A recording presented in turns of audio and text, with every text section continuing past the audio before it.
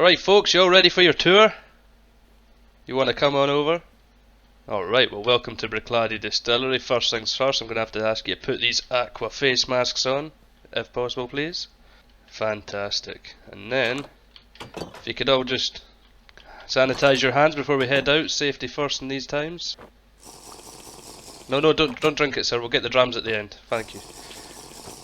Alright, before we head out, we don't have any fire drills scheduled today, but if we do, we will have to make our way out to the front of the distillery there, to our fire assembly point. If you see any zombies or creepers, just try and keep your distance, they're usually friendly this time of year. But apart from that, you want to follow me and we'll begin our tour.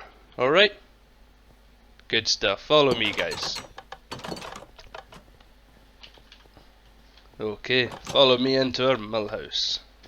Okay, so this is where the production all starts on site here at the distillery. Obviously we have to grow our barley first.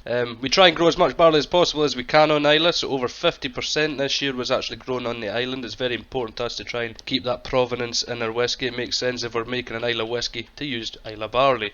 Our barley then heads to Inverness to be malted, and then once it's malted it will come back here for us to start production with it. So first things first, we take our barley and we run it through a machine called the dresser, which is upstairs. And this just sort of cleans the barley up a little bit, removes all the dust and grit, so that we can then bring it down here into this weighing machine. This weighing machine is the original piece of equipment from 1881. So basically the barley will fall down into this machine here, and this machine then separates it all up into 40 kilogram batches, acts as a sort of regulator for our mill here. So the barley then makes its way into our mill. We have two grindstones in here that will completely grind our barley down into grist. So this process takes about 3 hours from start to finish, and once we've got our grist we can then move on to the next stage of the process, which is the mash house.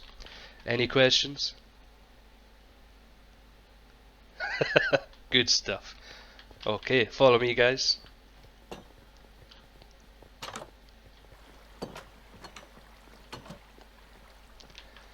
Right, so this is our mash house. As you can see here, we've got our cast iron mash tun. We're currently on our second water at the moment.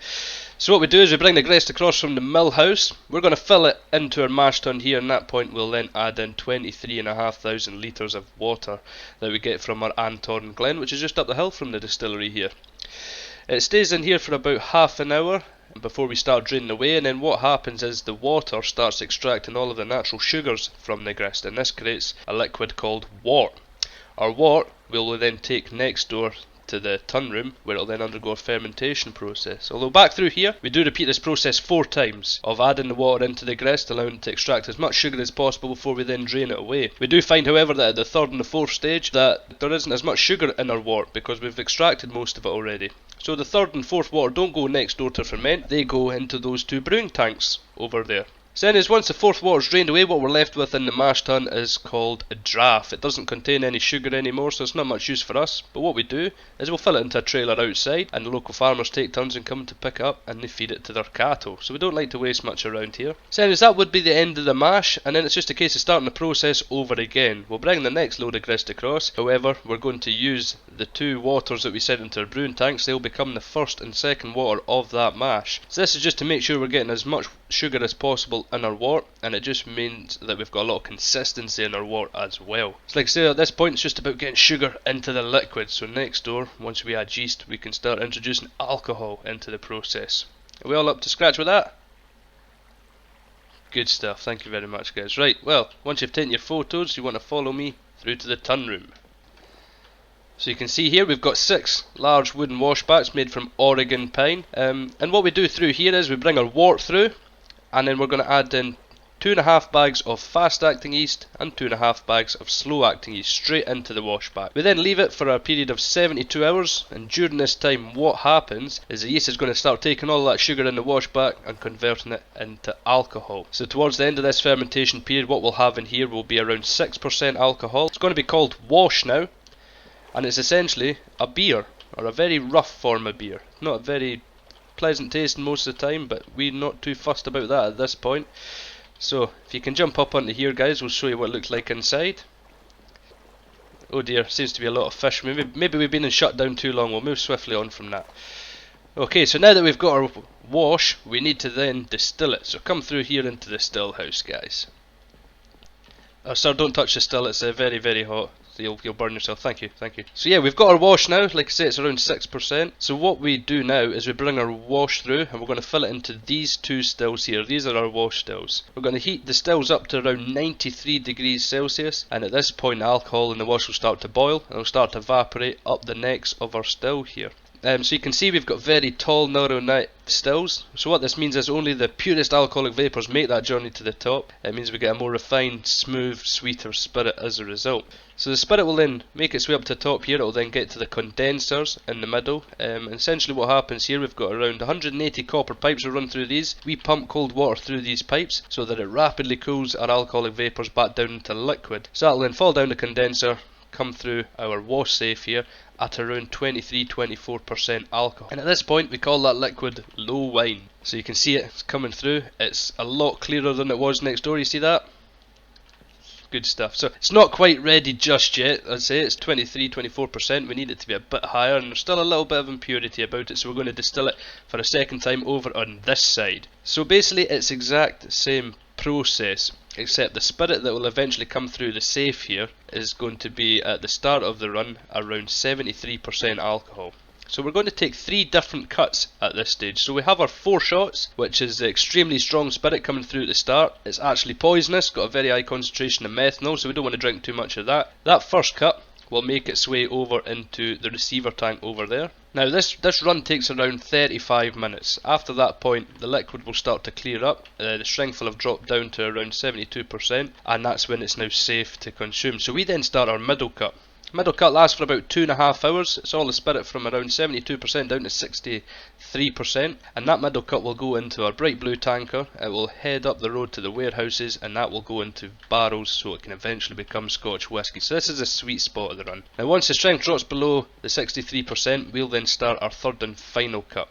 So basically the strength will begin to drop quite dramatically, so it's not much use for us to make whisky with. And so all of that third cut will again make its way over to that receiver tank there. So like I say, it's just that little bit in the middle that we're taking away to make the Scotch whisky with. We only want the highest quality spirit. It's not wasted, however, because when it comes to doing the next distillation of the next batch of low wines, we also reuse the first and third cut of the previous run back into the still to try and get as much a yield of alcohol as possible, so that we're not wasting anything at all. So you can see we're on our middle cut at the moment. That's the good stuff. In a couple of years you might be able to come back and buy a bottle of this, and you can see just how clear it is. It's probably the highest quality spirit you'll ever see in your life.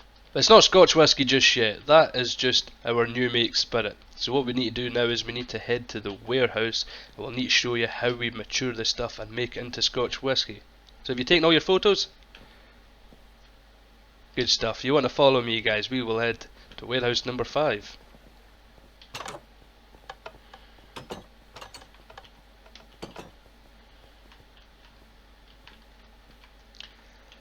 Alright guys, so this is warehouse number 5, one of our older warehouses that we have here on site.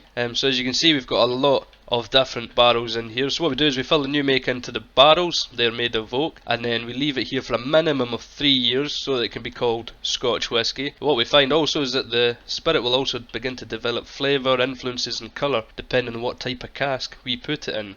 So we pride ourselves in our experimenting on different casks here. We use over 200 different types of casks to mature our whisky, and this just means we get to play around with lots of different flavours, colours, influences, and we can just make some new exciting whisky. We'll try anything once. We've got a lot of different casks here. We use wine casks, rum casks, sherry casks, and like I say, in here it's mostly just a waiting game. And can you smell that? It's the most fantastic smell you'll ever. Yeah, it's fantastic, isn't it? All that goes on in here. We have to be patient in here, and then we wait for the whisky to arrive. Something else that happens during this process though is something called the angel share, which I'm sure you've probably all heard of, yes? Yeah, so basically here at Bruichladdich we lose around 2% of the cask content every year due to evaporation. Nothing much we can do about that. We're quite happy to allow that though. It just means that the cask is adapting to its environment, and that's why we keep all of our warehouses here on Islay. We want it to be breathing that Atlantic breeze when it comes in. It gives it that final kind of Islay note, or the marine note as some people might identify. But like I say, there's only one thing left to do, guys. Now that we've seen the process, how it's made, we need to see how it's bottled. Alright. So, if you're ready guys, you want to follow me and I'll show you our bottling hall.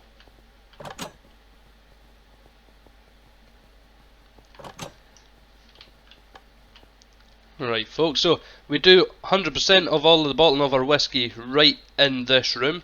Okay, so we don't outsource that. We believe that we want to invest in the local people. This creates more jobs. If we want to guarantee the quality control of our bottles, then we need to do it ourselves. So basically we ship in our empty glass bottles. They get put on the end of the conveyor belt here. They'll come in, and this is our filler here. So this is where the whiskey goes into the bottles. At the other end of this machine here, it'll then apply a cork to the bottle. It then moves on here. So as you might be aware, we bottle two different shapes of bottles for our whiskey now. We have our Port Charlotte and our Bruichladdich. They're different shapes. They take different capsules. So this is for our Bruichladdich. We apply a tin capsule that is then kind of grinded onto the neck to ensure a seal. If we're bottling Port Charlotte, it comes through here, which is a heater essentially. So we apply a plastic cap to the Port Charlotte. When it comes through here, it heats the capsule and it shrinks onto the neck. So we've got two different capsule machines here, and no matter what they are, they'll come through into here. This is our labeler. So this is where we apply all the labels, and then it comes off to the end of the line here. It gets put into a case, and we'll build it onto this pallet. And then that's the sort of the end of the line. That's when it gets shipped out to all our distributors, and it can make its way all over the world. And then you can sample all of our whiskies.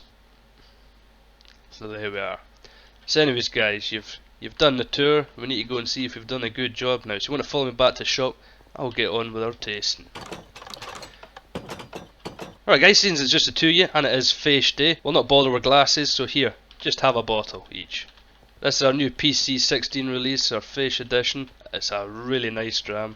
Anyways guys, feel free to browse the shop and enjoy. Thanks for coming.